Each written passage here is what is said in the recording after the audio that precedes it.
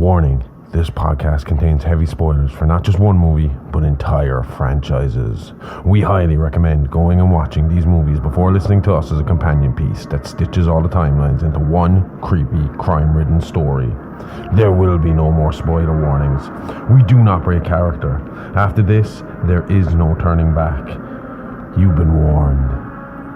Hit the music.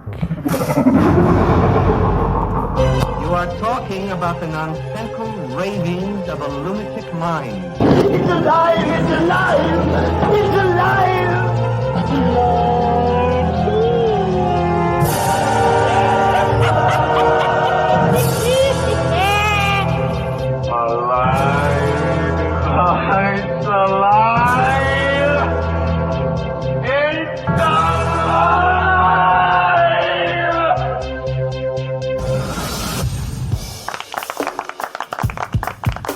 So these three drunk men walk into a brothel. When the madam notices them fast approaching, she instructs the girls to just throw some blow-up dolls into the apartment and turn off the lights. The boys are so drunk that they won't be able to tell the difference.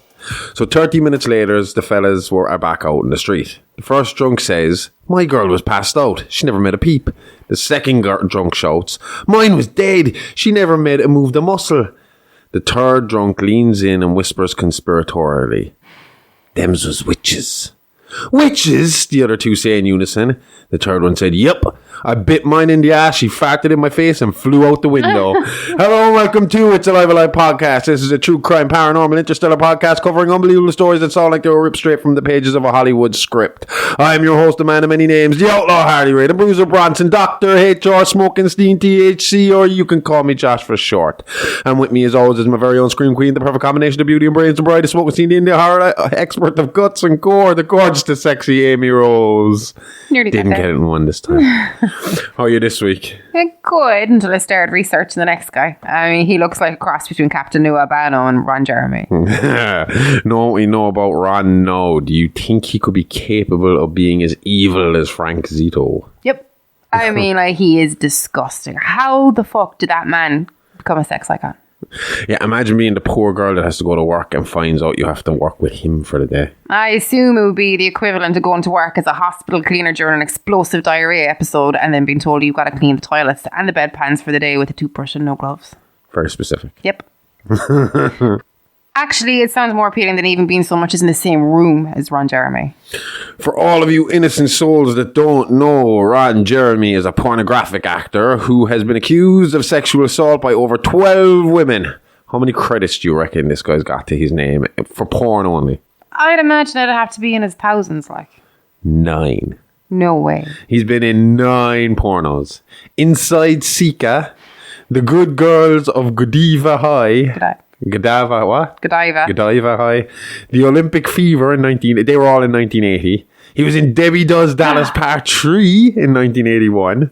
Wanda Whips Wall Street in 1982. Flesh and Fantasy in 1985. I knew this one was coming. Super Hornio Brothers in 93. Ew. John Wayne Bobbitt Uncut in 1994. I always thought his movie was called Frankencock, to be honest with you. Yeah. I might cover that in Mini Monsters this week. And then he was in Not the Brady's Triple X as Sam the Butcher in 2007. To be fair, he's the obvious choice for a Super Mario parody, like, especially since Captain Lou Albano was the only live action Mario at the time.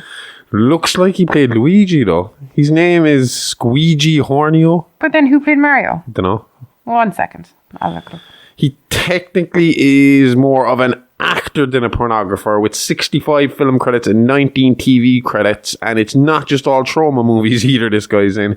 He's been in some big ones. He was the Ghostbusters, Godfather Part 3, Boogie Nights, that's an obvious one. Yep. Boondock Saints. Oh wait, these are all just small cameos. Any big role he has is low budget comedy, really, yeah. So did you find Super Hornio Brothers yet? I have, and although the name does resemble Luigi, Jeremy's character was based on Mario, with the Luigi character being called Omeo Hornio. Omeo? Hornio, is it? Orneo. Oh, Orneo. I read that as an M. I need my glasses. So The programmer Squeegee Horneo, based on Mario, and his brother Orneo Horneo, based on Luigi, are teleported into Squeegee's in-development PC game after a freak power overload. After regaining their bearings, Squeegee figures out and explains to Orneo that they are stuck in the black void of a computer monitor when it's turned off. And this was all in like Wreck-It Ralph. And this was in, what did I say? This was in 1993. 93, okay. Or they had the idea for Wreck-It Ralph beforehand.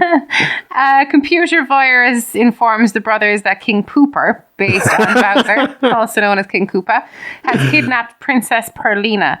King Pooper intends on forcefully having Perlina help him travel to Earth with a tub full of semen energized by a special generator.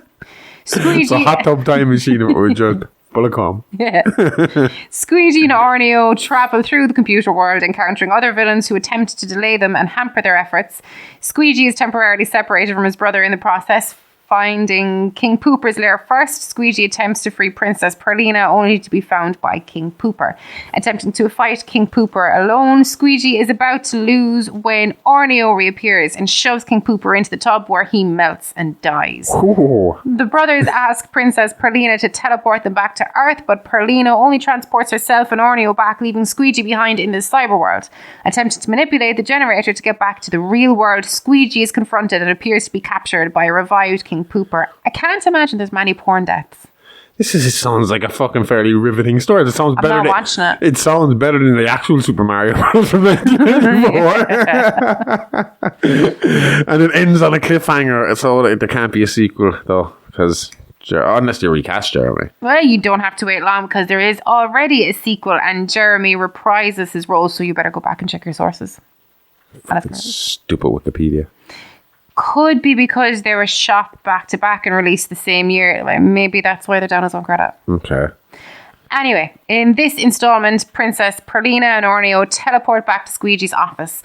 Wondering where Squeegee is, Orneo is distracted by Princess Perlina, offering sex as a reward for saving her from King Pooper. See, this sounds like the porn version of what we just heard of beforehand. The other one had no sex. From the description of it had no sex in it. Just the tub full of cum. Yeah, weird. After sexual intercourse, Orneo asks Perlina to bring Squeegee back to the real world. The teleportation goes horribly wrong. Perlina teleports both Squeegee and King Pooper, just as King Pooper confronts Squeegee at the generator, seen at the end of Super Horneo Brothers. So they keep canon here. They keep everything in line. The storyline keeps going. Yeah. King Pooper escapes, and he begins to enact his ultimate goal, bluntly explained by Perlina to the Horneo brothers as to procreate and create more King Pooper offspring. While I wouldn't, not with a man whose second name is Pooper. While King Pooper hires a prostitute to start his plan, Squeegee theorizes that the generator is the key to King Pooper's scheme and draws up plans to destroy it. Mimicking what they did in the first time round, Squeegee and Orneo teleport back into the computer. Guided by the computer virus, Orneo distracts a hooker, which allows Squeegee and the computer virus to go back to King Pooper's lair. They obviously went into GTA 5 or something. Yep. Clearly. Squeegee comes up with a plan to thwart King Pooper by having the computer virus overload the generator and knock it out. The computer virus rubs his body against the machine, causing it to overload. So the computer virus is a physical person. Somebody got the wrong end of the stick here. That's what she said. Squeegee explains to Orneo and Princess Perlina back in the real world that by overloading the generator, King Pooper is now in a state of limbo and won't cause any more trouble. Ecstatic, Princess Perlina embraces and hugs Orneo while ignoring Squeegee. A spurned Squeegee turns to the camera and says that he didn't expect the film to end this way. Poor Squeegee. Well, that's good. Poor Squeegee's Ron Jeremy. Oh yeah, no. It would have been better off they'd left him in the computer universe. Squeegee was that he was Orneo, so because he sounds like Luigi. It's stupid. Why the fuck would they call Orneo? So Squeegee is supposed to be Mario. Yeah. And Princess Perlina gets with the Luigi character. Yeah, that's the twist at the end of the movie. Okay. And again, still sounds like a better movie. I think it needed a twist. I suppose the twist being that the better looking Mario brother got the girl instead of Jeremy just taking off with her. That, you know? Yeah. Because let's face it, nobody wants to see Ron Jeremy have sex. No. Nobody. And do you know what I want to know? Why in God's name in the 90s were people so obsessed with stories? This sounds like a detail. They had to hire a writer to do this movie. Had to. I don't know. To come up with that storyline, Probably. they had to hire a writer. Clearly. Why did they need these stories? Was it just to hide what they were doing? Does anybody because really of the watch them shame through? of? I don't know. I was a child in the 90s. I wasn't allowed to watch these kind of things. I'm still not allowed to watch these kind of things. Yeah. Well, it's good they got to finish the story before Jeremy got in trouble. Hate to see a show get cancelled on a cliffhanger. Yeah, well, he's in trouble now. And the only solace I take from all this is that him only having 9 credits means he slept with a lot less women than I thought. And explains all the rape and sexual assaults then. I wondered how he could, be having that much sex and still find the energy to get in trouble for having even more sex. I thought he just walked around all day popping Viagra and cocaine, to be honest. Probably did. I always pictured him as being constantly sweating like. Yeah. Anyway, he's been accused of a lot more than just 12. He's been done for 12 assaults of girls ranging from the age of just 15 years old up to 54 years old over a period of 16 years from 2004 until 2020. But there's dozens more accusations coming in. So 2004, that'd be his last credit as well, wouldn't it? Did I say 2004 was his last credit? 2007. Boogie Nights, no. 2007, 3 years later would have been his last porno credit.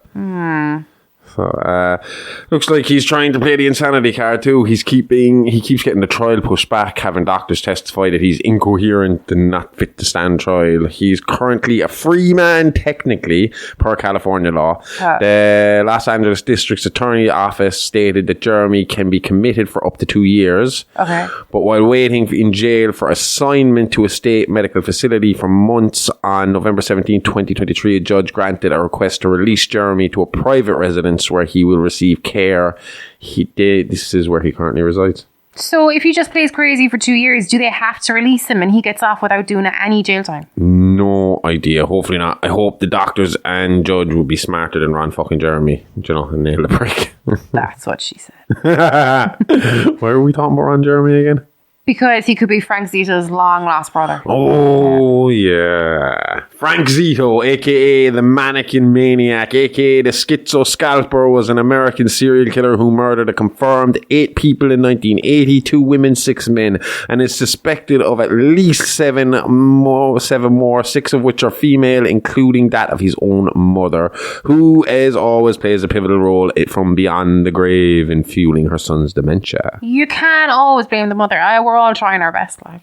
She was a single mother who worked as a prostitute, using the apartment she shared with her son as her place of business, or bringing him along with her when she hit the streets trolling for Johns. Okay. So young Frank saw his mom doing some wild shit from a very young age.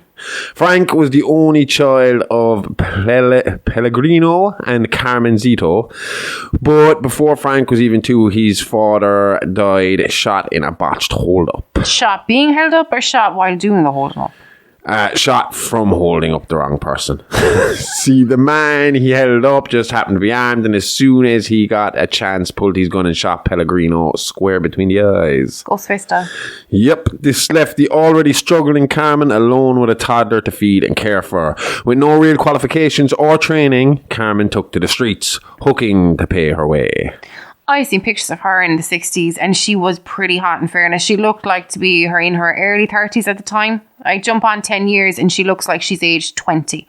She looked tough and she always had a cigarette hanging out of her mouth in every picture. Every picture I could find of her. And the scowl on her face, I wouldn't have fucked with her. Well, from the sounds of Frank's childhood, you'd be the only one. After being caught, a badly injured Frank survived just long enough to get his story out there. We'll get into how it happened, but he was found stabbed in the stomach in his apartment after his one surviving victim got away from him and tipped off the cops. Although badly injured and on death's door, Frank survived another 6 months after capture before finally succumbing to complications from his injuries. He was in and out of a coma for half that time, but seemed to be on the road to recovery over the second 3 months as he confessed his story to investigators from his hospital bed, but passed from an infection in his intestines that his body didn't have the strength left to fight. But before he died, and while on medication which caused the man once known as the Maniac to briefly think lucidly, Franck confessed to everything, and it is from this account we take our details today.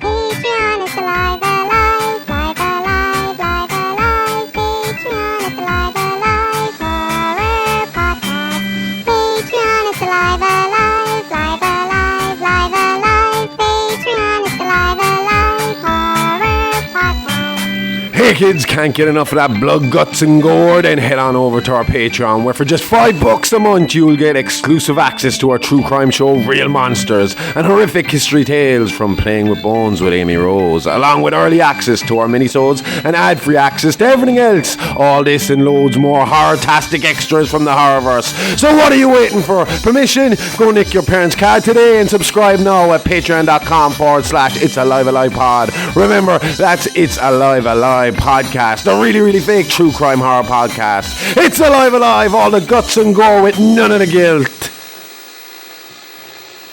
So Franck Zito was born February 14th, 1944, Valentine's Day. Making him perfect for last week's episode. Yeah, I already explained that last week. No need to reopen old wounds here. So as I said, Franck was born into an underprivileged family in 1944, with his father dying 2 years later in 1946.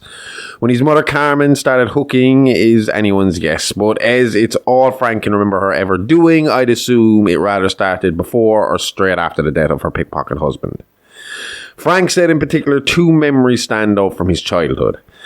I'll let our more tame audience know the next piece is a little graphic. The first memory of Carmen's promiscuity was when she and Franck were living in a little bedsit in Queens, New York. Franck said that usually he and Carmen would share the one bed in the small apartment, but on this occasion she suggested to Franck that he had a camp out for the night using the closet as a tent. So he was going to pretend to be camping, but inside the closet, yeah. Later that night, Franck said he was woken by the sound of the apartment door opening. He said he opened the closet door just a crack and saw 2 men kissing and fondling his mother. Franck said he was horrified but couldn't look away. Seeing your parents have sex, like, it's mildly traumatic but not completely earth-shattering. I mean, they had to do it at least once to have had you, so surely it's not an incident that sets them off later. Yeah, sure, seeing it isn't nice, but I'm sure you could get over it. Thankfully, not something I've ever walked in on, but the story doesn't end there. After a few minutes of graphic sex, Carmen noticed that Franck was watching, like they made eye contact. She just put her hands to her lips, indicating to Franck to stay quiet, and proceeded to work over the 2 Johns for the next hour or so, all under the gaze of her young son. What age? Roughly 5 or 6. Franck went on to tell investigators of an occasion where the usual babysitter cancelled and his mother seemed worried. Rent was due and she was short one good trick to make ends meet. Franck said she told him they were going to go in her friend's car that she had borrowed and that she was going to meet a friend, and when they got there that he was to stay in the car while she took care of some business. He didn't listen. And as Carmen got railed hard, Franck's words, not mine, he watched and she again noticed him and told him to get back to the car. But she didn't stop what she was doing. Franck watched it all the way to climax as he watched his mother get to her knees and clean the leftover mess. Franck said it was a quiet drive home. I don't condone her actions in front of a child, but she's obviously desperate. And it may have been an awkward drive home, but if she didn't go out that night, like, there'd be no home to go home to. Yeah, true. According to Franck, after this event, though, Carmen became more diligent when it became to securing babysitters while she worked the streets, and eventually, through time and hard graft, Carmen built up a safe and regular clientele, allowing herself and Franck to move into a slightly bigger 2-bedroom apartment. So she's making a decent living at least. Not really. Carmen was a smart woman and chose safety over financial security. She'd see her few regulars at her apartment every week, just about making ends meet, only hitting the streets if a big bill was due or if emergency funds were needed. See, this is what mothers do. They provide and ensure their kids are warm and fed no matter what the cost. I mean, she isn't winning Mother of the Year anytime soon, but she was doing what she had to do, unfortunately. It was obviously not an easy life for her, but like I said earlier, the 2 pictures I saw were only a decade apart and they looked like they could have been 20 plus years apart. That wasn't all down to the hooking. You see, Franck was not an easy child. Although large as an adult, more beer belly overweight than tall, standing at 5'11". Franck was a small, weedy child who was often the target of bullying both at school and around his neighbourhood. Yeah, and looking like Ron Jeremy probably didn't help. I doubt he looked like that as a child, walking around with the tash and all. Yeah, beer belly, tash. While Frank's appearance didn't help his situation, it was his mental health issues that made him a real target. Later, we would find out that Franck suffered from severe schizophrenia. So, according to WebMD, schizophrenia, a wide-ranging and often misdiagnosed mental illness, lists symptoms ranging from hallucination and delusions to emotional flatness and catatonia. It is one of the most common mental disorders diagnosed among criminals, especially serial killers. David Berkowitz, better known as the son of Sam, killed 6 people in the 1970s, claiming that his neighbour's dog had told him to do it. He was diagnosed with paranoid schizophrenia. Yeah, the dog was Sam. Oh, that's why he's son of Sam. Yeah. I thought Sam was just another name for the devil, to be honest. He was on good terms with the devil. The dog. Okay. Ed Gein murdered and mutilated his victims, often keeping grisly trophies. If you want to hear more about that, check out Real Monsters on Patreon. Richard Chase, the vampire of Sacramento, killed 6 people in California and drank their blood. And when we do that one on Patreon, Aimee will not probably be in the house. I'll probably have to do that one like I did Peter Curtin. It's pretty Really? nasty. Is it that bad? They call him the like vampire of don't. Sacramento. One of those 6 people are a baby. Oh, no, he okay, no, drank done. his Sorry, blood. no, done. David Gonzalez killed 4 people in 2004 and claimed he'd been inspired by Nightmare on Elm Street. I've nothing to say about this one. I don't know who David Gonzalez is. Never heard of him. I read about him. I think we talked about him very, very briefly when we were talking about... Can't remember. No, can't remember. Move on. Jared Lee Lochner, convicted of killing 6 people and wounding 13, including US Representative Gabrielle Giffords in 2011, was diagnosed with paranoid schizophrenia. See, if these are like mass shootings, I probably wouldn't hear about them. I pay attention to the serial killers. The mass shooters kind of go over my head because there's so many of them over there. Yeah. I know this guy though. And James Egan Holmes, perpetrator of the Batman murders in Aurora, has been diagnosed with schizophrenia by 20 doctors. No shit, one look at him and you'd be like, yep, I there's was something just wrong about with to that say guy. it, but I didn't know how to say it nicely. So untreated and in extreme situations, this illness can be very dangerous and sometimes deadly to not the sufferer, but for those who are in their direct vicinity. Franck, to everyone who wasn't his mother, was a shy, withdrawn child with no friends or social life to speak of. This, coupled with the reality of his mother's profession, something the local neighbourhood kids were well aware of and would not let Franck forget, Franck slipped deeper into a fantasy world.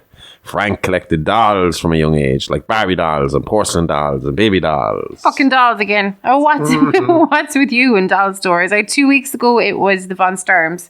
This week, it's Zito, and I don't think I haven't looked up that ridiculous possessed doll theory attached to the Lakeshore Strangler, Charles Lee Ray. I know you're eyeing that story up too, and I'm telling you now, Chucky isn't real, and the kid did it. I'd take on Andy Barkley, not right now though, because it's coming. Maybe this year. How many months is it to October? I fail to see how voodoo falls into true crime, but fine. Adolfo Costanzo, which we cover way back in episode 3 of Patreon exclusive true crime show, Real Monsters. Fair point. But their magic didn't work, and Barkley alleges to this day that Chucky isn't real. For those of you that don't know, the Lakeshore Strangler, Charles Lee Ray, also known as Chucky to his friends, was a serial killer who operated throughout the 70s and 80s in New Jersey in the Chicago areas.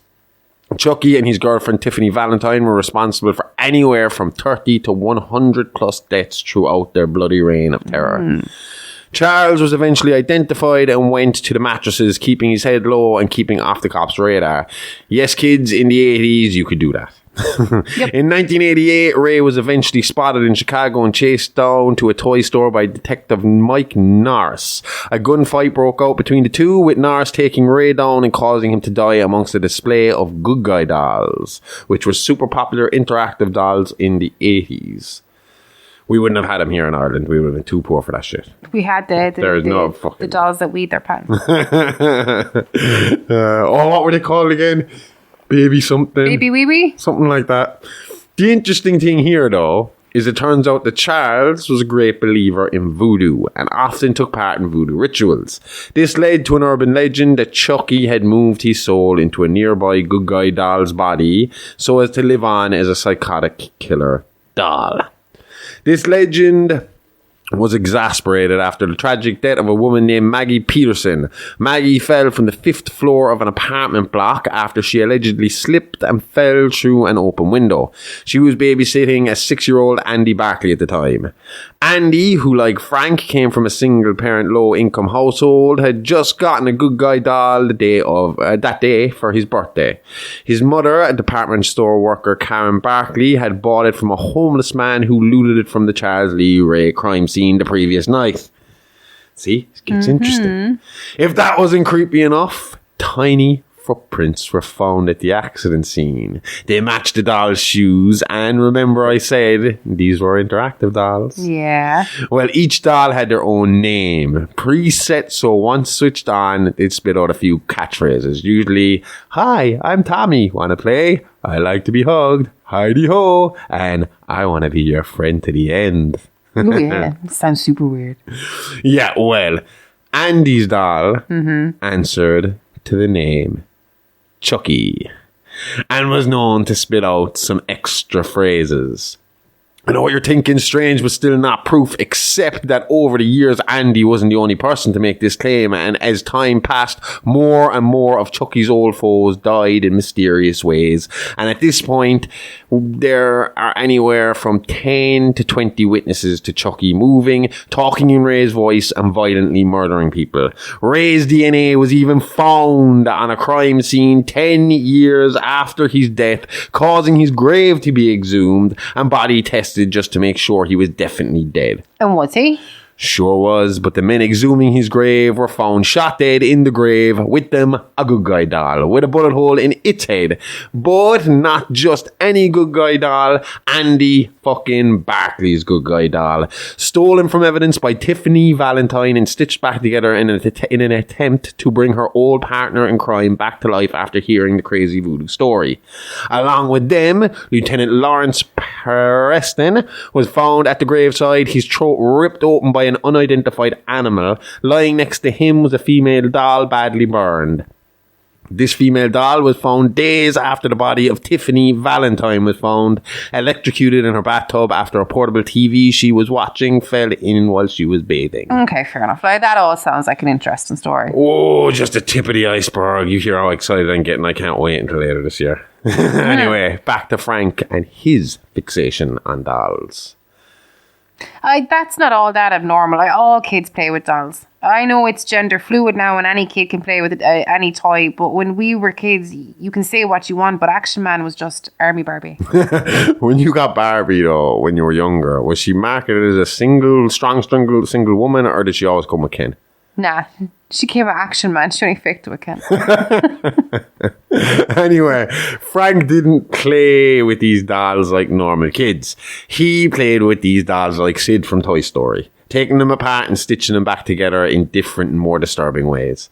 This, coupled with his antisocial behaviour, he had started lashing out at the bullies, but not just hitting them back, trying to lure them into isolation and attack them with weapons. He got suspended for an attack with a hammer on another student and expelled from his last school for an attempted knife attack after that he dropped out. And I think that makes him like 13, 14 at the time.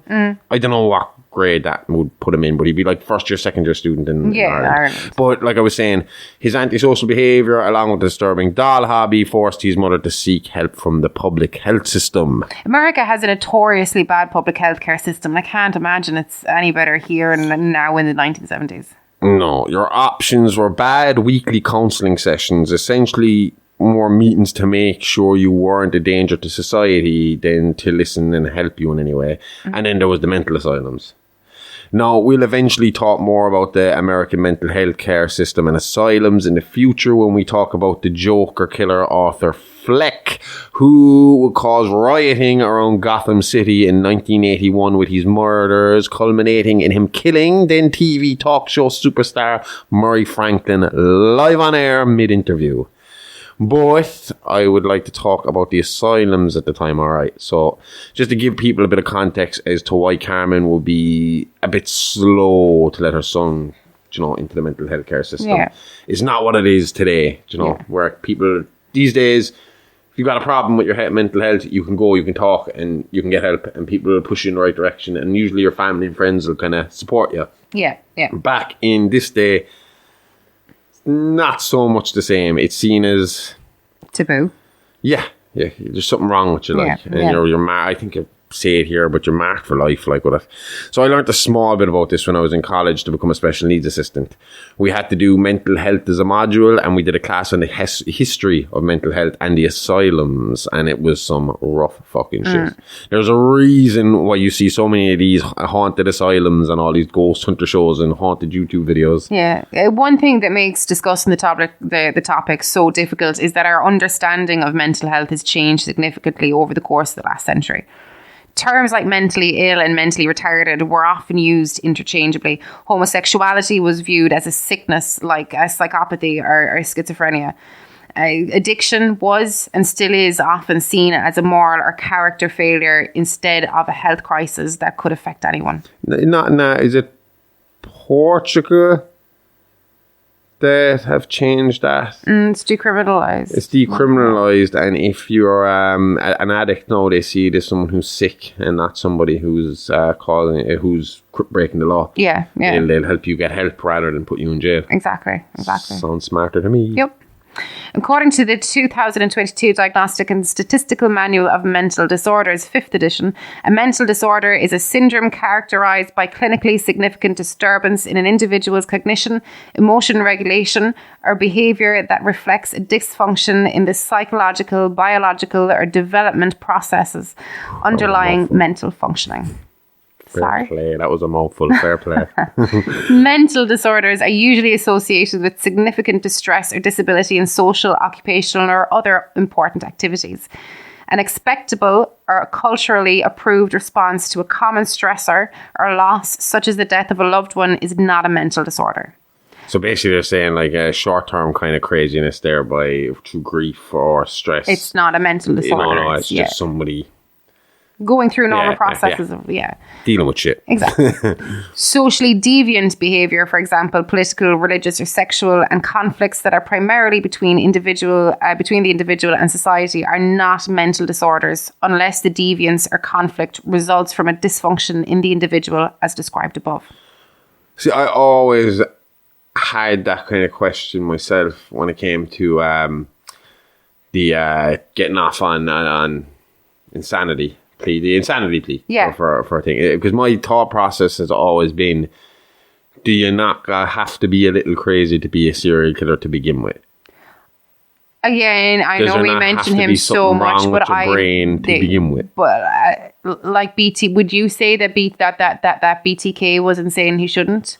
I understand. Or do you think in the minute that he was insane? I wouldn't say that in the minute he was insane. I think that everything was planned and cold and calculated, and that makes him not insane. It makes him fit to stand trial. Just a morally corrupt person. Evil, yeah. He's just pure fucking evil. But that's what I'm saying, yeah. But see, he stands out then as almost like he's not the same as the rest of them. But he's not like Bundy, he's not like Gacy, he's not like Dahmer, who you can pinpoint these issues they have. This was just a big fucking bored nerd who was boring, he had a bland personality, a bland life, and he thought he could be something bigger, and this is how he was going to achieve it, because it was the only thing he could do that I suppose was... I don't know, was it easy? I don't know if you would call what he does easy, but it's the least amount of it. He doesn't have to go get trained. He doesn't have to be good at something. He doesn't have to be fucking, liked by people. This is his dream of becoming famous, and this is the way he's going to do it, because he's got no talent to be famous in any other way. Do you know? Yeah. It's his idea of leaving his mark on the fucking world, and that's... I've always said fellas like that deserve the death penalty. Oh yeah, for sure. Definitely, 100%. But then you look at Bundy, who is clearly fucking insane. The man was ranting and raving around the fucking courtroom. You look at Dahmer, who clearly has fault. We're in the middle of it now. Absolutely, he had There's issues. there's background there that fucks things up. Gacy's touch and go. Gacy had That's calculated as well. Gacy is almost a thing of, he tries to kind of use the excuse, well, they kind of try and use the excuse for Gacy of it being that, you know, homosexuality was such a taboo thing at the time that he had to hide it by killing these people afterwards. But from what I've heard, he used to have like friends over there. It is heavily thought that the Gacy did not kill a lot of those people by himself. And that he was known to be a part of one of these Mason lodges and all this. Then you can't claim insanity there either. And he used to have a rumpus room where they'd have stag parties, so they'd be showing porn and stuff.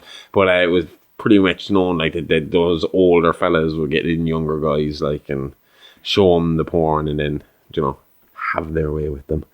So I mean, it's not so that's Gacy again is touch and go. But I mean, you look at like Ed Gein, you look at Dahmer, you look at Bundy to a degree.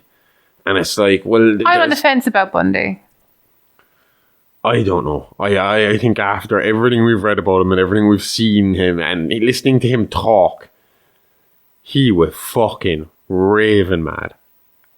He was barely holding it together in public. I think he was just a narcissist. I think he was an absolute lunatic. I don't think... Do you remember after we watched the documentary last and the two of us looked at each other and said, all right, this is the first time we've never understood the fear of Bundy, but after watching it, like, I am afraid of Ted Bundy. Like, yeah, and that's aggressive, narcissistic behavior, what we saw. That's why we were like, holy... But does that not count as mental health issues? But you see, that's the thing. I think clinically diagnosed narcissism, but it doesn't render you... I don't see how it would render you unfit to stand trial because... There's a bit of a narcissist in everything. It's just so complicated. It is the ins and outs, and especially when you bring mental health into it, it's very... Because like again, in my own head now, I'm like, yeah, I understand what you're saying. Realistically, if they know the difference between right and wrong, and they should be able to turn around and tell somebody, okay, I'm having these urges, I need help, and that would be the right thing to do. But if their brain isn't wired right, and the urges are telling them to do this fucking thing, is that not a dysfunction in your brain? Is that not your brain isn't working the same way as the rest of us, so there's something wrong with your brain making you insane? And I know the difference between insanity pleas and not insanity pleas. The insanity plea is the one where the person is just stark raving fucking mad and incoherent and just temporary. Was a danger to himself just as much as everybody else around them. Yeah. And then you have the likes of, like we were saying, Ted Bundy and stuff like that, who made decisions to go out and pre-planned their attacks and knew what they were doing the whole time they were doing it. Yeah. I understand that. But I'm just saying that you and me as regular people rarely, if ever, think, I want to kill that person and think about how they're going to do it and then start planning it. Do you know what I mean? It is like, because we're normal and our normal reaction is not to go there, whereas theirs isn't because they have some disorder in the brain, be it narcissism, be it fucking, what's the other one? Not schizophrenia, the sociopaths. Right.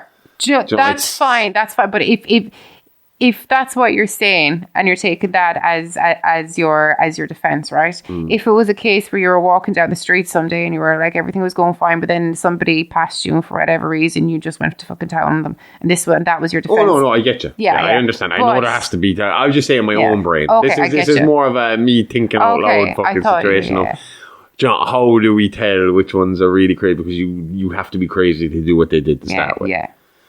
But again, would you not say that for me, someone who never lashes out at somebody in the street the way you just described, for me to do something like that out of the blue, out of nowhere, would you not think to yourself, he has went insane? He has temporarily lost his mind. I'd love to see if we could get you referred for brain scans and all. I'd be like, there's like a tumour there. See? That's what I'm saying. There has to be some change, yeah. So, I mean, I don't know. I mean, obviously, I know why the rules are in place because you can't have people like that walking around. And if they do know the difference between right and wrong, good and evil, they do have that opportunity to stop themselves and say, all right, I need to go get help. I mean, like I said, we said, if you're a drug addict, I think I've heard it best said on last podcast. Mark says it fairly often because he's got mental health issues.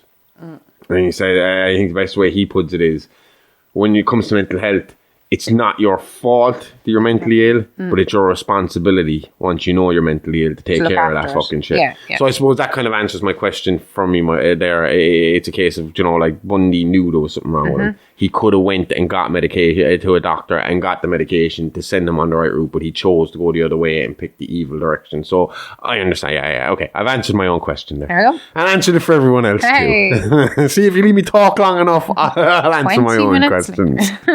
Anyway, you were saying about the institutions. See, I interrupted right in between her big Always. long spiel. So the way we treat and house those with mental disorders has changed significantly too. Starting in the 1970s, New York state government began a long-term deinstitutionalization effort of mental health services. They sought to end large-scale institutions for people with mental disorders and transition to smaller regional community centres that are prevalent today. I mean, look, you saw it in college yourself. The places were hellholes where the patients were often kept living in dirt and squalor, and they were physically abused, mentally abused and sexually abused, malnourished, restrained or confined for inhumane lengths of time, or often locked up and untreated and left to waste away inside the walls of the institution. Big problem being, though, once they were released and left out into the public. Because I know you talk about these community centres that are there now and the stuff that are set now, but to the most part, and I remember it in the 90s, these people just roam free. Yeah. They were not looked after. They weren't taken care of. A lot of them lived in the same dirt and squalor that they lived in inside. They're just on their own now with no one to, ensure that they got fed or ensure they got cleaned. But I remember, I don't know if you remember, but when I grew up in the town, I grew up in the country. People walking around the streets talking to themselves was older people. Oh, it's looking common. scruffy and rough. That was not uncommon back then. Yeah, it wasn't something you look at. It was just like you kind of steered. Well, no, you'd see some kids taking a piss out of them. That's not nice. I don't know. It wasn't nice, but again, it was just kind of the way it was in the 90s. Bands of children just roam free. And they could do what they wanted. And it's unfortunate because, again, like I said, it's not like these people were released from these institutions into like nice homes. accommodation and stuff like that. They were kind of thrown back at their families if they had families. Yeah, exactly. And the families had thrown them in there because they didn't want them around to start with. So it's just, Yeah. Yeah. Like we could do a whole episode on it, and maybe we will on Real Monsters over Patreon someday. But It does sound like we have enough to talk about. Yeah, we've been ranting on about this now for the last 10 minutes. Yep. But one example would be the Willowbrook State School, which was a school for the mentally retarded, and that's a quote, before I get to back up, operating from 1947 to 1987 on Staten Island. I don't think retarded is a bad word if it's used in a medical sense. I think it's still okay medically, isn't it? I don't know. I know here it's in quotations, but I think you can't. I don't know if you can use it in a mental situation, but I think you can say physically retarded. I'm not 100% sure on that. I'll look it up. Housing mostly younger children, it was built for 4,000 but reached a population of over 6,000 by the 1960s, making it the largest such facility in the world. When Robert Kennedy toured the school in 1965, he referred to it as a snake pit where children lived in conditions worse than animals in a zoo. Cruel and unethical studies wherein mentally handicapped children were purposefully exposed to hepatitis were carried out with little regard for scientific rigour or patient safety. The 1972 WABC expose titled Willowbrook, The Last Disgrace, first broadcast disturbing images from inside the facility. The outcry over Willowbrook and similar institutions led to the passage of the 1980 Civil Rights of Institutionalised Persons Act, which empowers the Attorney General to invest state-run institutions that hold large numbers of people like jails, nursing homes and mental health facilities. It also led to closing these institutions and moving the residents to local settings, many of which were group homes staffed by social workers and medical personnel. Regrettably, this deinstitutionalisation movement was often paired with budget cuts for the public mental health programmes as government bodies across the country grappled with the economic decline in the 1970s and 80s. While places like Willowbrook could not be allowed to continue, the increased funding that Commissioner Christmas hoped would fill the gaps of the mental health care system was not allocated under Mayor Beam or his successors. Commissioner Christmas, all I can picture is Lloyd Christmas. But I looked it up now. You can't say retarded isn't a medical word anymore. I knew it. It was, where was it? Mental retardation is now obviously intellectual disability. It doesn't say if there's a difference between physical retard, but I thought know. they were. I thought they were still. Basically, the only thing you can call retarded now is fire. That's about it. Oh. Because it is to stop something. Yeah. The idea of it. So anyway, you could understand why Carmen was desperate to keep Franck far away from places like this. Generally, once institutionalized, you were left that way for life, or at least you had the mark of it in your record for life, essentially making you unemployable and leaving you to live a less than glamorous life. So from a young age, Franck was frequently on medication for depression, ADHD, anxiety, and various other mental ailments. Basically calling it anything outside of what it was so as to fool the system and get him on some sort of medication while keeping him out of the asylum. Yeah, exactly. Okay. And to the most part, it worked, kind of. It kept him sedated enough to minimise his violent outbursts, but essentially his brain still functioned the same way in the background.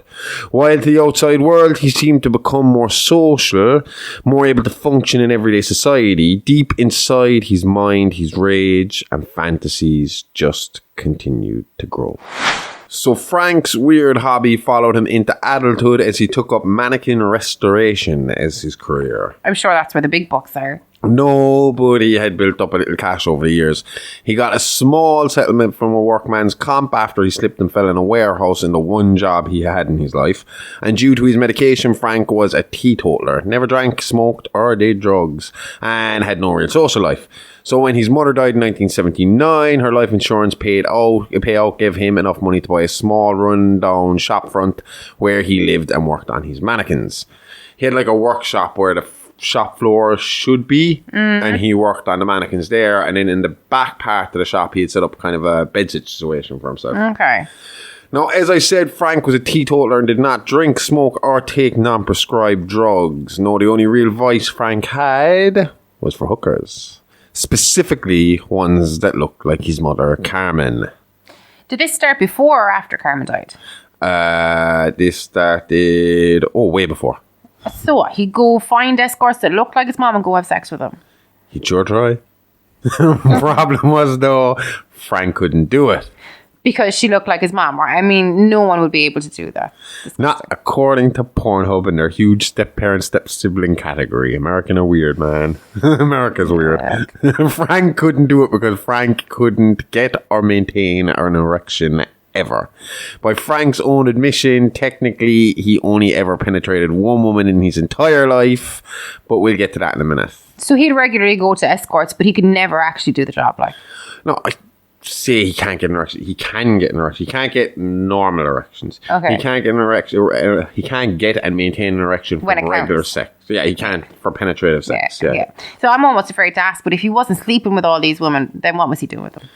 At first, it began innocently enough. He'd go, pay the lady, she'd do a little striptease for him, he'd ask her to pose around the room like a model, and by the time she got around to touching him, he'd climax. This began in 1966, and according to Zito, he would do this for 2 or 3 times a year, all with the same result for about 4 years. What was he like as a teen? Like, was he having all these fantasies about his mother and escorts at that point, or did he just develop that later? According to Franck, he really had no interest in anyone at that point. He said the only time he became aroused was when he played with his dolls and mannequins, taking them apart, mixing, matching, molding the perfect woman. Franck said it was in the 70s, not in his 70s. It's normal for erectile dysfunction in your 70s. Franck said it was in the 70s that his erectile dysfunction first began. He was 26 at this stage and was beginning to frequent more and more girls, averaging once or twice a week now instead of a couple of times a year. So when it came to his inability to perform, the first time he put it down to a bad night.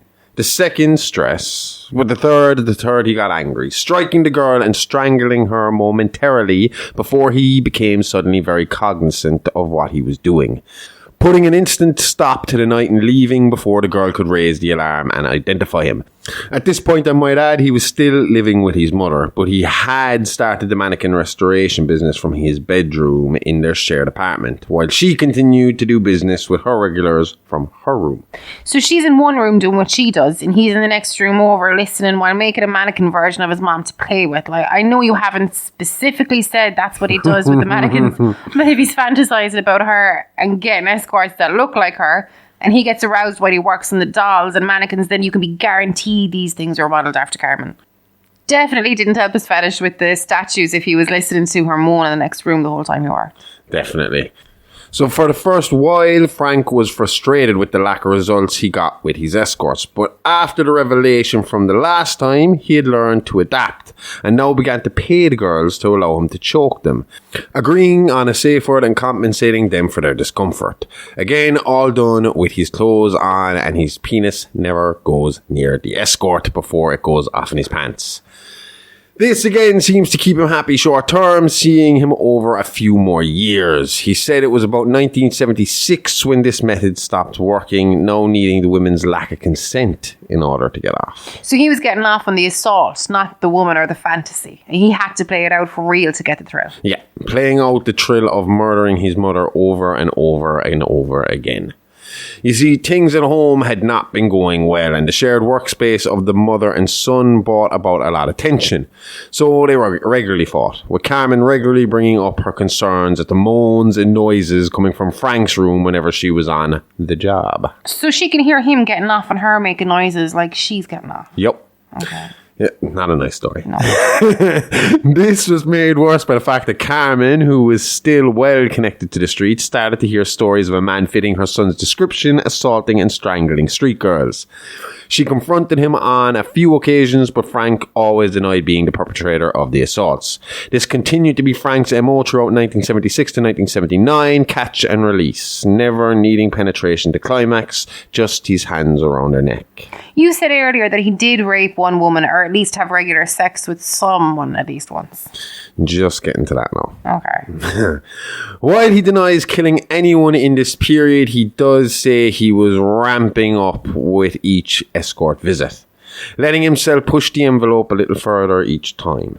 By 1979, he was choking the girls to unconsciousness, only to revive them and do it again over and over until he felt he had brought them to the brink.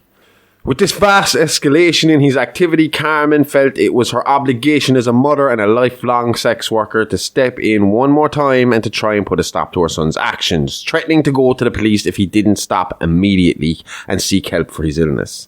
At this point, Franck had abandoned his pills and was manic the best part of the time, just about holding it together in public.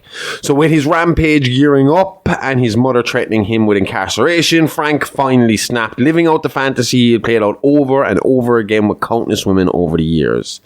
This is the nasty part for the people with sensitive ears. Earmuffs, little buddy. Snapping, he struck Carmen in the chest, winding her and knocking her to the ground. He then mounted her, placing a knee on each of her arms to keep her pinned down, letting all his weight rest on her already breathless chest. He then wrapped his hands around her neck and squeezed the life out of her slowly. He said it felt like time stood still, but that the whole strangulation process took him somewhere between 10 to 15 minutes. He then picked up Carmen's limp body, brought it into his room. He stripped his mother of her clothes, and for the first, and from what we know only time, had penetrative sex with his mother's fresh corpse. All the time crying, asking why. Why she couldn't just love him, or why did she need all the other guys? Do you reckon he was a narcissist too? Well, she needed all the other guys to fucking pay the bills, you Because fucking she fat, did love lazy him. prick. Yeah. Franck lived with his mother's corpse for about a week before he realised he had to dispose of the body. Now, the thing you have to remember here is Carmen is a lifelong escort. The cops know her well, and prostitution is a dangerous job. So when Franck called in that he had found his mother's murdered body in her room after coming home from being out of town for a week, no questions were asked. And Carmen went into the cold case files for the next year or so until the arrest of her son, Franck. Yep. Top policing again helps him keep going another while longer. Yup, and that's exactly what he would go on to do. Okay, it's honesty time. We have a confession to make. We suck at socials, no good at Insta, can't send a tweet or an X or whatever that super villain looking motherfucker is calling it now. Stick to your space cars, Elon. But we know You want to chat. You want to be kept updated. You want to be alive all the goddamn time. So we're getting down from the antisocial soapbox and giving this a try. So come chat to us on Insta and Twitter at AliveAlivePod, or hit us up by email at itsalivealivepod@gmail.com. We want to hear from you. Tell us what you like, what you don't like. This is a project. It's still a work in progress, and we just want to give you more what you like and less of what you can't stand. So give us a like, give us a follow. We'll always hit you back, and we'll always try to reply to everyone. So come say hi. We don't bite. Well, at least Aimee doesn't. And she keeps me well fed, so you got nothing to worry about. Now, back to the show. After Carmen's death and now alone in the world, Franck's private life began to crumble. Well, crumble more than it already was. Yeah. It's not crumbling. But in public, he could just about hold it together, taking different mixes of prescribed medications to get him through the day unnoticed. Killing his mother both tied her to his mental delusions for life and freed him of his inhibitions all at the same time. The line had been crossed with the death of Carmen, and from here on out, it was fair game. The thing about Franck is he became unpredictable. Whereas before he selected only escorts as his prey, now he was killing couples and women from the general public. Yeah, and they had an innocent everyday white face for the victim picture on the news, so now it started to gain more attention. Pretty much. Over the months of September to December of 1980, Franck Zito went on a 7-person killing spree, 8 if you count his mother. Now, I will state again, these are the 8 Franck has confessed to. There's another 5 scalped women and 1 man who was coupled with one of the women that are heavily connected to Franck but can't be proven. So we're going to stick today with what Franck has confessed to and what a girl named Anna D'Antoni has corroborated. Why can't they be linked to him? It's actually heavily believed within the NYPD homicide unit that the other 6 deaths might have been the work of a copycat. The murder scenes were very similar, but time being a factor and subtle differences in the method led investigators to believe someone was taking inspiration from Franck's killing spree, which was spread out all over the front page for the next few months as he was active. I say time was a factor, meaning Franck, it would be near impossible for Franck to have committed the murders they're putting on him here because he was too busy doing his own murder. Yeah. You know? Yeah. So Franck's MO made him a difficult killer to catch. Having little or no previous contact with his victims and using different methods to kill each, the only thing linking each of his crimes was the obvious, and that was the scalping of his female victims. But what made him start doing that?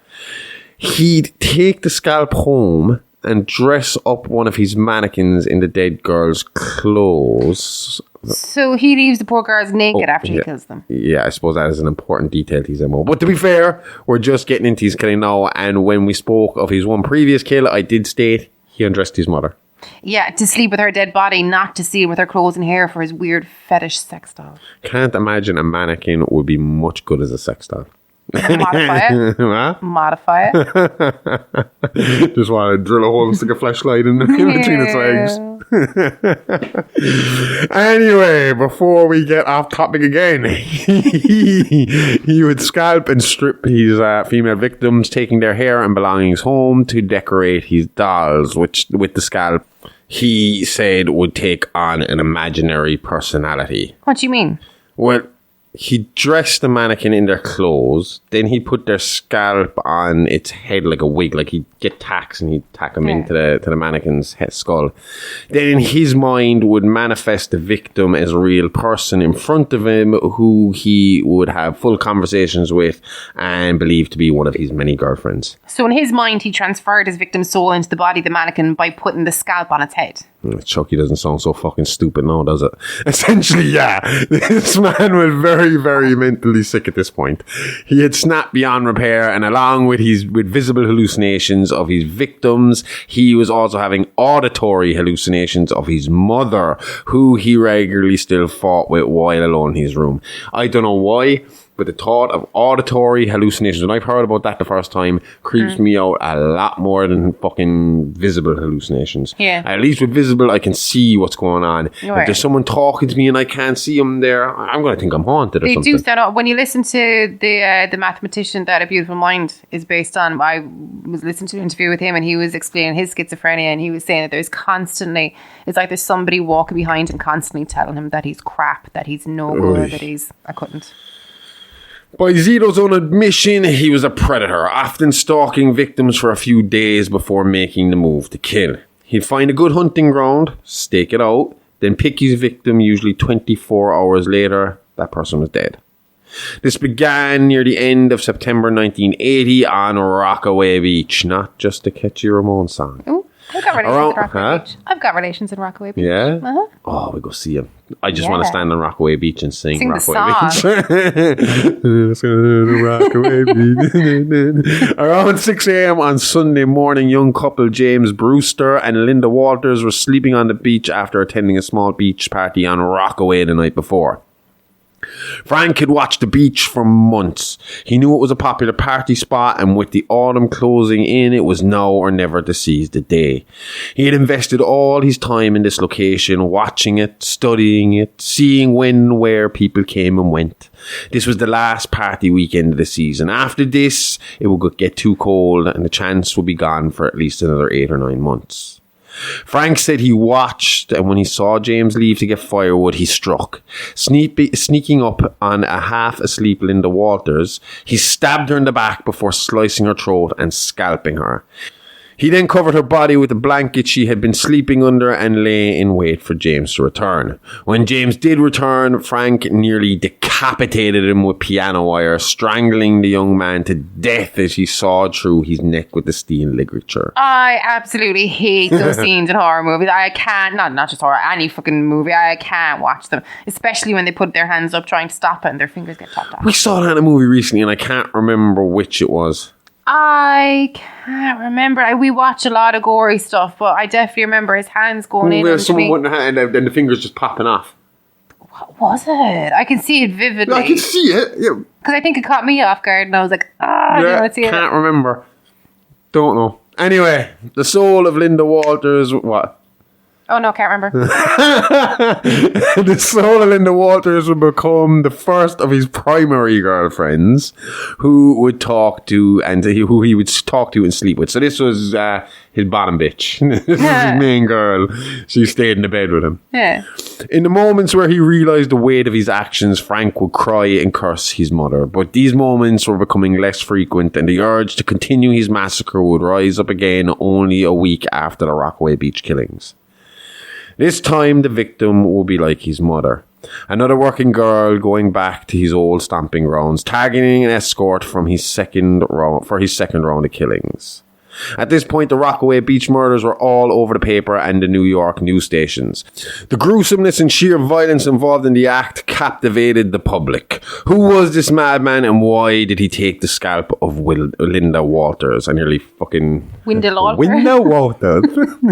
All the signs of a budding serial killer were there. A conclusion drawn by the scalp trophy and the amount of killers and frequency of murders at that time. So the fact that he took the scalp at all was like, I know it's only one set of killings, but instantly the public, I mean, we're talking about the 70s, we're talking about Bundy, Dahmer, fucking Gacy, well, not Dahmer, Gacy and a bunch of others. This is the golden age of the serial killer. So, oh, absolutely. The minute the trophy was taken, it was like, oh, we have a serial killer. Yeah. He didn't even need to take the second body yet. It was like, we have a serial killer. So it was a cold October night when escort Abigail Montané was approached by Franck, who was looking to secure her services for the night. Abigail, who like Franck's mother before her, was one trick away from making rent, accepted Franck's proposal, and they checked into a nearby dirtbag hotel. One of the ones you pay for by the hour, not by the night. Yup. Yeah, I always imagined if you put a black light in one of those rooms, it'll fucking blind you. Give you a tan at least. Nah. Anyway, Franck and Abigail checked in, but only Franck checked out. And Abigail was found later that night manually strangled to death and scalped post-mortem.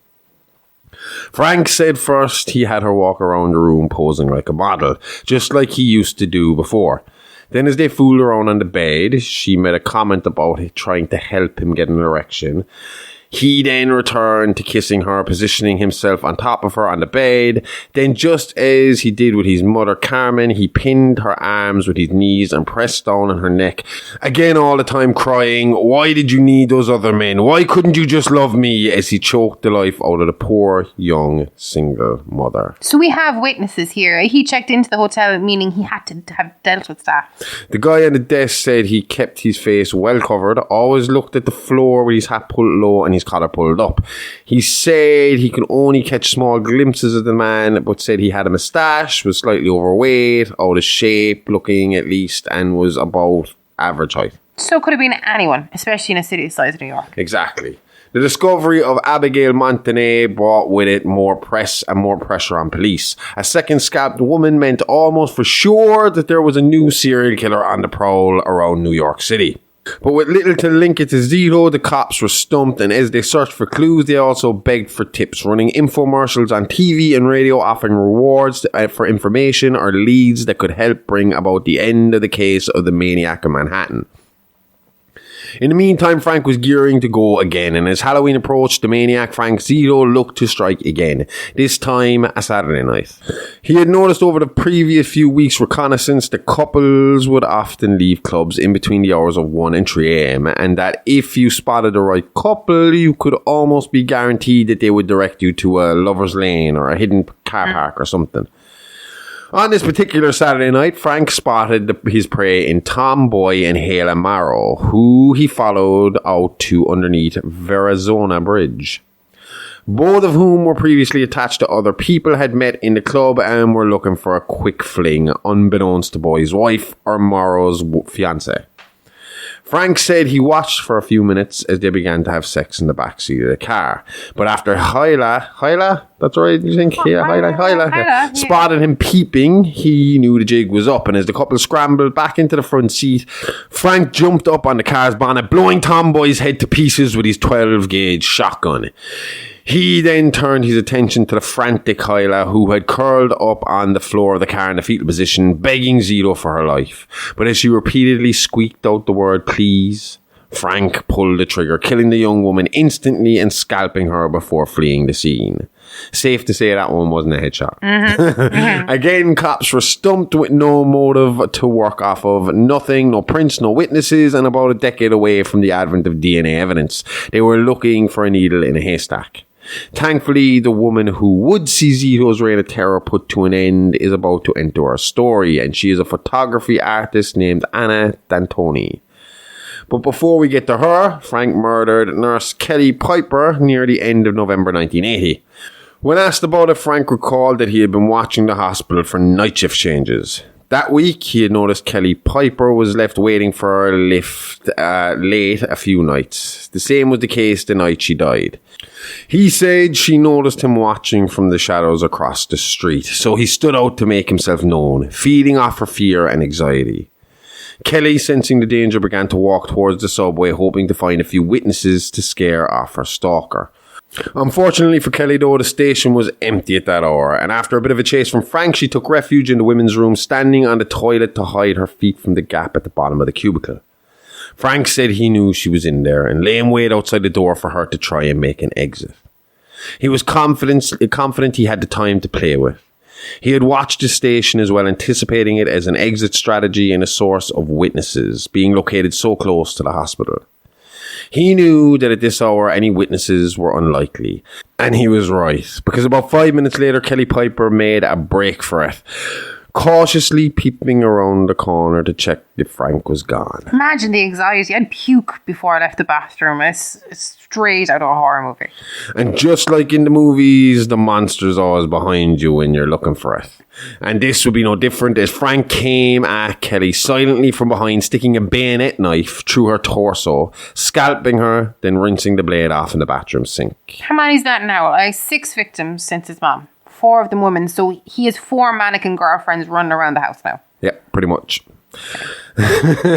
Full house. A couple of days before the murder of Kelly Piper, Franck had been walking in the park when he noticed a woman taking his picture. When she walked off to photograph some wildlife shots, Franck walked over to her camera bag and spotted her name and address on a tag on the bag. Anna D'Antoni, 13 East 17th Street, 8th Avenue. Stupid fucking move. Yep. Especially in a city like that and a time like that with everything that's going on. Even from then on in. Never put my name and address on. That was all grand in the 50s, maybe. Yeah. You know, after that. So, yeah. Stupid Anna. Now, Anna herself admits that she was careless and gullible at that point in her life. In her early 20s and living independently in a foreign land as an artist. She was a Brit. She believed in peace and love and freedom, and she thought everyone else did too, and, you know, just your typical bohemian artsy type, but a bit more upmarket. Yeah. She said that when Franck turned up at her door inquiring about the picture she had taken of him, she got so swept up in the art talk with the stranger that she didn't even think to ask how he had gotten her name and address in the first place, and then agreed to go on a dinner date with Franck so they could further discuss art and get to know each other a little better. If someone randomly showed up at the fucking door here, and knowing what you did for a living, and knowing, even in this podcast, if someone turned up at the door, knocked on the door and was like, "Hi, are you the guys from that podcast?" I'd be like, No. Sorry, got the wrong house. Yeah. Close the door, call the cops. Both Anna and Franck described the first night as being fun. Anna admitted to enjoying Frank's company and his curious opinions on art. The one she said that stuck out the most in hindsight was his theory that a portrait, either painting or photograph, captured a person as they were in that moment for eternity, essentially giving the artist ownership over that image forever. I say it stands out in hindsight now because the mannequins started out as his art, and through the scalping and dressing of the mannequins, he forever captured his victim's soul in his art, forever his to play with. See, that's the thing about these artsy types. Like, what we see as a red flag, she sees as artistic views. Either way, the pair hit it off and began a short relationship. Short because while Franck looked to be holding it together publicly, privately he was bursting at the seams, with his hallucinations worsening and his paranoia and anxiety growing worse by the day. So I'm sensing there's something different about this Anna girl. Like, he doesn't want to kill her, does he? No, she's not like the rest of them. She was someone he could see himself in a relationship with, someone who might ground him, help him exercise some of his demons. Unfortunately, this would not be the case. And in early December of 1980, as he visited Anna on a photo shoot, Franck would mark out his last victim. Model Rita Clayton often collaborated with Anna on photo shoots for fashion magazines and advertising campaigns. The day Franck came to visit, he watched for a while before leaving, staying outside the building until the shoot finished and Rita left to go home. Following her to her building, he waited for her to settle into her home before striking, and as Rita lay in her bath soaking after a hard day, Franck burst into the room, forcing her head under the water and holding her there until she passed out. By the time she woke, Franck had her naked body hog-tied and tossed up on her bed. Franck said he snapped and all he could see was his mother. He said he couldn't remember what he said to Rita, but he does remember that her last words were, "Please don't kill me," to which he replied, "I wouldn't kill you. I love you. I want to keep you," before plunging his knife deep into her back. He said this was the one case where the victim wasn't dead yet when he took the scalp, and that he had to stuff her underwear deep into her mouth to stifle the sound of her screams so as not to alert the other residents in the building. Fuck, this is too much. But it'll show you as well how he saw the killing of her as the possession of her. It's almost like what the Zodiac killer used to say, that he was killing these people so they'd be his slaves in the afterlife. But he was telling her, seeing her as his mother, telling her, "I wouldn't kill you, I love you, I want to keep you," and then stabbing her as soon as he said, "I want to keep you." Do you know? Yeah. So obviously taking the scalp and putting it on the mannequin meant like, "I'm bringing you home," like, you know? So yeah. Anyway, Franck, being the nice guy he was, he sent flowers and attended Rita's funeral, giving Anna a shoulder to cry on. Dirty fucker. Not long after the funeral, Franck and Anna arranged to take in dinner and a show. But on the way to dinner, Franck wanted to first stop off at the cemetery to drop in a Christmas wreath to his mother's grave, which she claimed to do every year. But this is like the second Christmas she's dead. Yeah, he did it last year and he's doing it this year, so every year. Right, whatever. I don't know why. I try to find out logic in these guys' actions. Anyway, Anna agreed and they went to the grave of Carmen Zito. Here, Franck placed the wreath down and knelt to say a prayer in her memory. But as he got further through the verse, he became more and more emotional, until he was blubbering incoherently on Anna's lap. Anna tried to calm him down, but Franck just started to repeat, read anew, over and over again, getting more and more aggressive each time. He then made a grab for Anna, who pushed the kneeling killer off balance, giving her just enough time to get a little head start. Well, why did he snap at Anna at this point? I thought he wasn't planning to kill her. He's completely lost it at this stage. He's now constantly talking to the mannequins at home, and they alternated from egging him on to kill to scolding him for his actions, so he's all over the map at this point. Yeah. He chased Anna into a foggy field of cement memorials, only to lose her. Anna hid behind a large headstone waiting for Franck. She had gotten her hands on a gravedigger's shovel, and when Franck spotted her, she took a swipe at him and stabbed him, injuring Franck and allowing her to escape and make her way to the police station to report Franck as the maniac killer. At this point, Franck said he forgot about Anna and went full manic, having severe audible and visible hallucinations. He said he could hear his mother scold him, and just when he got her to shut up, he saw her burst from her grave in the ground. Good enough for him. Yeah. Oh, fucking hell. That's a good punishment, alright. Here comes your zombie mom to fucking give you a spanking. Badly hurting away in La La Land, Franck struggled to find his way home. But like an injured animal looking to make its way back to its base to die, Franck made it there and back to his waiting imaginary audience. Franck then said the last thing he remembered before waking up cuffed to a hospital bed was seeing all the girls he killed come towards him like a horde of bloodthirsty zombies, tearing at his wounds and ripping at his flesh, tearing him apart piece by piece, leaving him nothing more than a sloppy mess of blood, guts and viscera. Jeez, the mind's a hell of a torture tool when it wants to be. Sure is. The reality of the situation, though, it was all a fever dream or hallucination brought on by his mental illness. Either way, as we said at the start, Franck the Maniac Zito was found on death's door in his apartment after a tip from Anna D'Antoni, and will go on to die in hospital 6 months later while still in recovery. So unfortunately, his case never made it to trial. But at least he was stopped. Yep. And not a moment too soon. But that's it for Franck Zito, and that's it from us for this week. Come back next week when we got a bit of a treat for you. Instead of a regularly scheduled show, we'll be giving you the debut episode of our new Patreon exclusive show, Playing with Bones with Aimee Rose, and giving you a taste of what's coming up every week on Patreon. Do you want to tell them one more time what the show is and what sort of topics we might be covering? They'd be sick of listening to it. But anyway, yeah, so like this week, the taster episode, I suppose, that we're doing on Wednesday, it's all kind of like bizarre deaths. Like historical deaths. And I did one of those deaths on the Weekend Update. Yep. So after you finish listening to this, the Weekend Update should be up and you can check that out. And she does cover one pretty cool death. And we got a bunch more coming this Wednesday on the main feed for 1 week only before we get back to our regularly scheduled topics. Yes. So, along with that, we also have part 2 of Jeffrey Dahmer on Real Monsters. As we said, and we were talking about it because we recorded the Weekend Update before the main episode this week. And we talked about the fact that we started Jeffrey Dahmer thinking it'd be a 1 episode thing and got a quarter of the way through the script and we're like an hour and 40 minutes into the show and we're like, we might need to stop. Or maybe we just recorded an hour and realized it was going to go way longer. I don't know. Either way, it's the first part that's up.